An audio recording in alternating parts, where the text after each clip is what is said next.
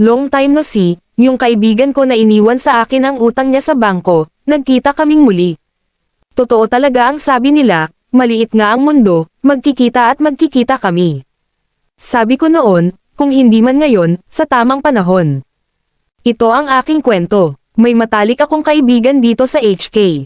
Sa Pinas pa lang kami, sabay na kaming nag-apply, isang agency, sabay nag-training, sabay nakaalis, pero pagdating dito sa HK, magkaiba ang aming agency, kaya nagkahiwalay na kami sa airport. Pero may contact naman kami sa FB, nagtutulungan kami sa isa't isa, kung paano mag-alaga ng bata, at paano magluto, masaya kaming dalawa kahit kami lang, kaya nga noong may day off na kami, ay nagkita kaming muli, miss na miss namin ang isa't isa. Para na talaga kaming magkapatid, kapag may problema kaming dalawa kahit financial pa yan, nagtutulungan kami, wala naman akong masabi sa kanya, mabait siya, at palagi niya akong nililibre pag dipit ako, bumabawi ako pag ako naman ang meron, give and take nga kaming dalawa, kahit nga mga asawa namin, pinag-uusapan din namin, pag may problema ako sa asawa ko or siya, ino-open namin sa isa't isa. Sabay kaming nangarap para sa mga pamilya namin, hanggang sa nakapag-renew na ako sa amo ko, at siya naman ay panibagong amo.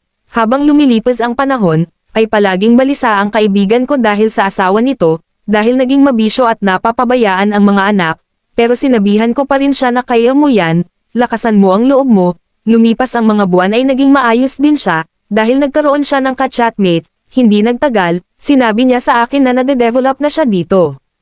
Dahil nga kaibigan ko siya ay nagagalit ako minsan, kasi sinasabi ko na may anak ka pa, anak mo na lang intindihin mo, pero nagagalit siya sa akin pag sinasabihan ko siya ng ganun, suportahan ko na lang daw siya, kaya hinayaan ko na lang, pero napapansin ko rin na hindi na siya makwento sa akin.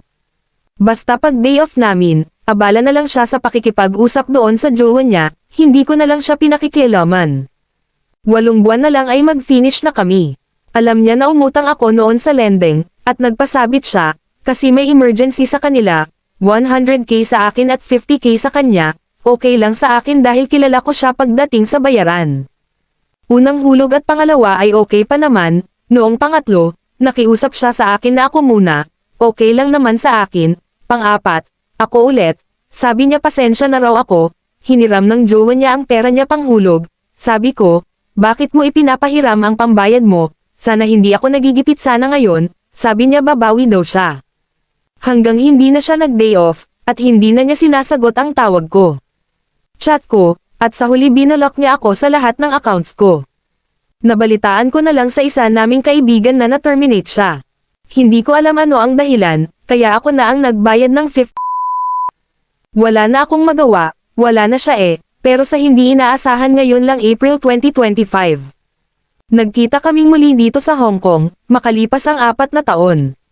Nagulat siya, dahil hanggang ngayon andito pa ako, mayaman na daw ako. Sabi ko, paano ako yayaman, puro utang ang binayaran ko, kaya sabi ko, ngayon na andito ka na, siguro naman na magbabayad ka na, sagot niya sa akin, matagal na raw iyon, 4 na taon na ang nakalipas, kalimutan ko na, ganun na lang ba iyon, kalimutan na lang ba talaga, ano sa palagay nyo? Ano ang dapat kong gawin, para masingil siya, hindi rin naman niya ako pinahalagahan bilang kaibigan niya noon, bakit ko siya pagbibigyan ngayon?